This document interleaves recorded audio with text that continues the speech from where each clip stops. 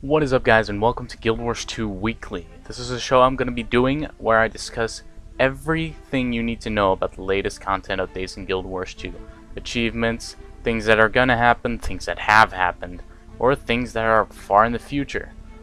Things I would like to do in this show are, of course, just, see what the content's all about and get you guys up to date with what Guild Wars 2 has to offer and what it has to offer in the future. So let's go ahead and get into the show. So, Sky Pirates was released on June 25th, and it actually has a couple of, new things in it.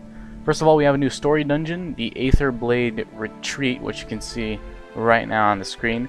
It is a new 5-person dungeon. It'll take a lot of skill to actually do this. You have to dodge lasers, and you have to actually take your time, figure out the strategy. It's a really impressive dungeon. I'm probably going to do a video on it if I get the chance to. They said developer live stream, although those kind of suck really. The new Guild Wars novel, Sea of Sorrows, I actually ordered it. I'm at 125 out of 500 pages. Up until now, it's really cool. I can really, I actually know why the Paula doll is where it is. So that's actually quite cool. And we also got the Sea of Sorrows scavenger hunt. Problem is, I have not experienced a scavenger hunt at all. When I read scavenger hunt at the first time, I was like, oh my god, scavenger hunt? Please tell me it's the one that we're waiting for. But no, it isn't. No.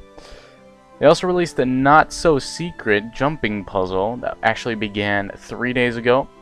There was a fun bug with this because at the end you would get some exotic shoulders that you could not salvage, but you could sell them. Because there was a bug, we could actually go ahead and sell it to a vendor for 60 silver. Now it's gone down to 3 silver, so I made about 7 gold in profit of just switching characters and doing the jumping puzzle over and over again that night, because there were tons and tons of freaking people there that could port you up there. We also have the Aetherblade caches. These will spawn randomly around the world in jumping puzzles, hard to reach locations, so jumping puzzles like the World v World one. There will be Aetherblade people standing around them. You have to defeat them and loot your cache, and you'll get a title. You also get the first mate Horik. Now this guy is a little mini pet that you can get if you complete all the Sky Pirate achievements. Very easy to get. He isn't hard. He isn't, it's really easy to get it. You can also get a monocle. Here you can see the monocle. And Aetherized rewards. You can actually go into the gem store and buy yourself an Aetherblade skin for 10 bucks or 800 gems if you feel. Custom arena starter kits. These are freaking expensive. They're 20 bucks for one arena starter kit, and then you have to keep updating it with day tokens. The new Chop It All logging axe. We've been waiting for this. I mean, it's just a logging axe that is Orichalcum worthy, and it does not go away. It's unlimited. And of course, your last chance to get Dragon Bash items. Rich Dragon coffers suck. I got my ticket out of a random Dragon coffer. I opened about 500 of them, and I was very lucky to get one. So that's pretty cool. I'm thankful for that arena, but a lot of people were actually quite upset about it. But let's get into the next one.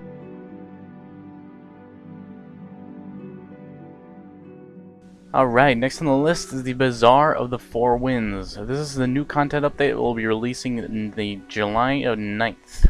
So that's actually next Tuesday. So that's very cool. Merchants are converging from all corners of Tyria to sell their wares. But this time, it's not just shady characters and risky trades. This year, the mystical flying Zephyr Sanctum has landed, bringing their magical crystals and amazing movement skills to savvy traders and daring adventurers alike. What a joy it will be to experience the thrill of the trade and the race. So, in the events panel, we have a developer livestream on July 8th, starting at 12 PM Pacific Daytime. I don't like spoilers, so I'm not going to do that. A new minigame, Belcher's Bluff, also begins on July 9th. Put your Omnaberry juice drinking skills to the test in this new permanent minigame. Seek out challengers around the world to learn their signature skills, and then challenge your friends in the PvP mode. We also have Sanctum Sprint. Take part in Sanctum Sprint, a competitive race that will send you leaping over barriers and flying through the air. You'll need to use cunning agility and some special skills to navigate this dizzying obstacle course. Then we have Lessons from the Sky, also begins on July 9th.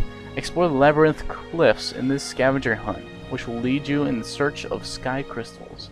Show your mastery of wind, sun, and lightning as you find your way to hard-to-reach places. You can get new rewards. Aspect back items. Compete in the Sanctum Sprint for a chance at one of these 3 special back items representing the aspects of wind, sun, and lightning. The Personal Quartz node. Once you complete the meta achievement for this release, your home instance, finally something in there, god, will have a daily resource node allowing you to harvest quartz at your leisure.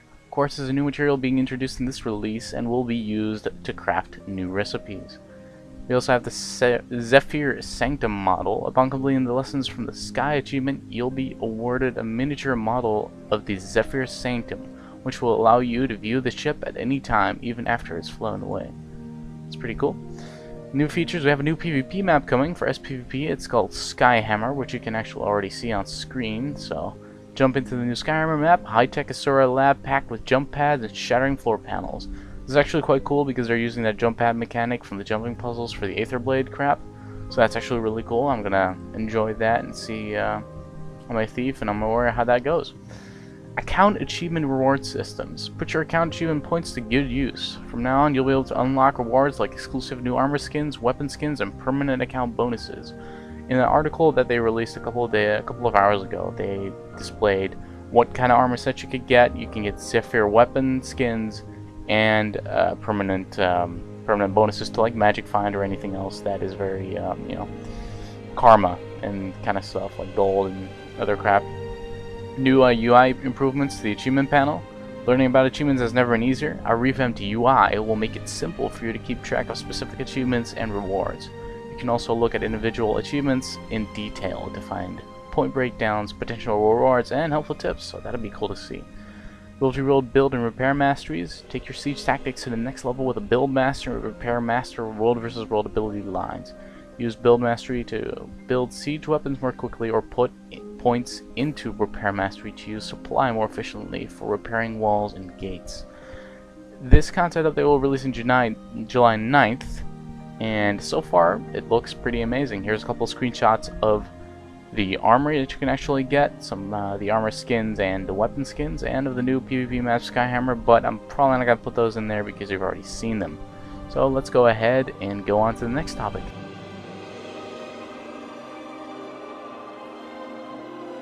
Alright guys, the next topic on our list for Guild Wars 2 Weekly is the Red Posts. Red Posts are the equivalent of Blue Posts by Blizzard Entertainment. They're basically the ArenaNet posts. ArenaNet responds to people on the community, on the forums, everywhere, and I'm going to read you out the interesting stuff that you might not know or you might already know. So let's go into the first one.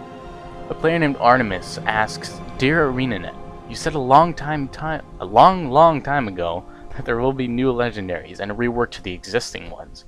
You also said that there will be a scavenger hunt for the precursors. Could you give us a little update on what we can expect from these updates? Or at least a clue if you are working currently on them?" Colin Johansson then responded with, "We still plan to do both new legendaries as well as a clear path on top of the current random chance to gain precursors, which players can see their progress and understand how much work they have left to gain one. It's highly likely the precursor concept will involve playing very different content all over the game to gather numerous content-specific materials that are combined together to make a precursor.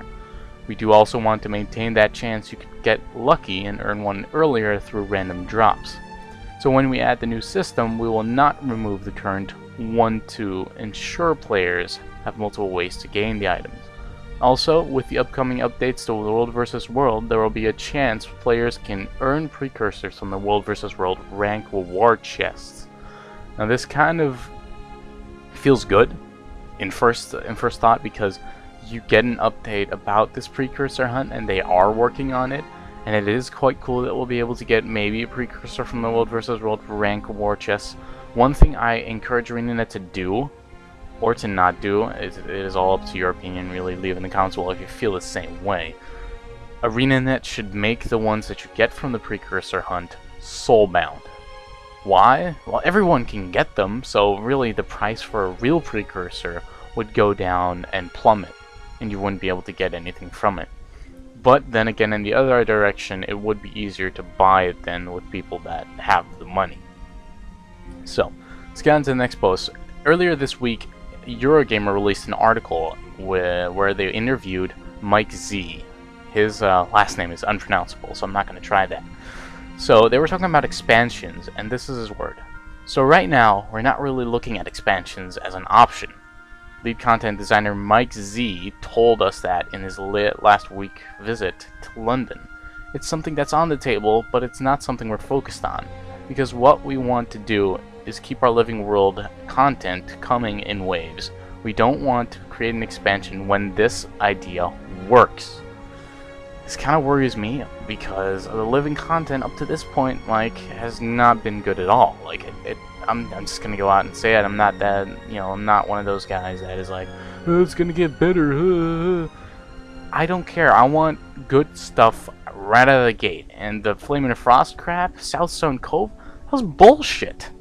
I mean, I was watching the developer livestream of some Chinese guy at ArenaNet. I mean, sorry if I'm being racist right now, but he was guiding us through the new fight that was in the Southstone Cove update. And he said, this is really hard, almost 10 to 15 times. And it was easy as... I'm totally going to beat that out, but really. It was easy as hell. It was not fun. It was easy. The only real reward was the one goal that you would get at the end. So really, it kind of meh.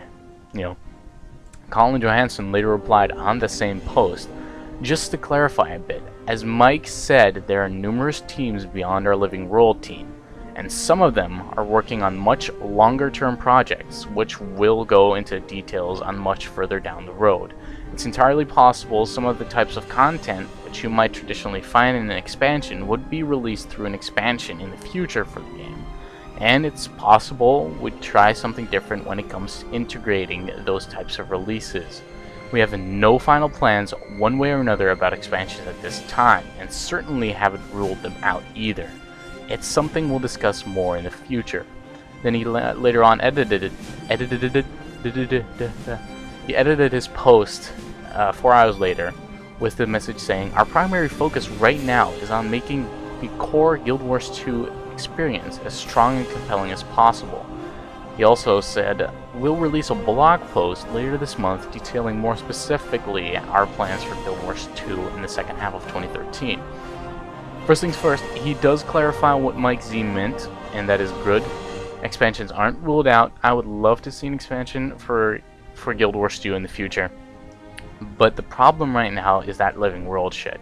We need to get that notches up, like far up in the skies, I'm waiting to see what the next July patch is. Up until now, the Living Story content has been poop. Like, it's really not good, and I can play through it in one day. It might be an addict day, but really, I mean, it's not that great. Now, they said they would release a blog post later this month detailing more specific plans on their second half of 2013. This is good, because I hope they're going to actually verify some shit, let's make an expansion because NCSoft got all our money and now they see our game is doing great. Let's make an expansion because Guild Wars 2 needs it. Aeon doesn't need it. Lineage doesn't need it. Who the fuck plays Aeon? Even if it were free to play. Fuck all the players that played Aeon. Really. Screw all of you. Get out of my sight. No, just kidding. It's good to know that ArenaNet is actually taking care of said expansion, blah blah blah, but then again, a lot of people are very angry that they haven't released any expansion news up until now, where like NCSoft released their revenue thing, and at the end of the year they would see a skyrocket in prices, in wealth. So maybe at the end of the year there will be some big paid content update or something that's in the jump store.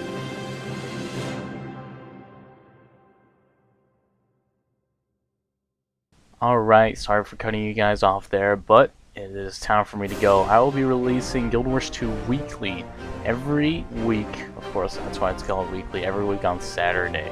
So if you guys like this video, please thumbs up and subscribe and add to your favorites and all that junk. Share it with your friends on the Facebook. And I'll see you guys in the next one.